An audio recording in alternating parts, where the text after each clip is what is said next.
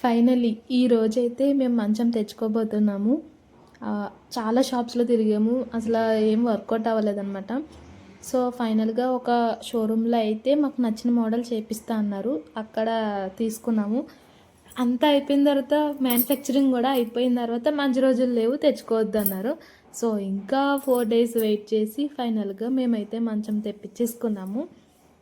మాకు ఇది ప్రైస్ ఎంత పడిందో కూడా నేను కామెంట్‌లో అయితే చెప్తాను. 5/6 అయితే తీసుకున్నాము. గిసగిసనే వేచి చూసా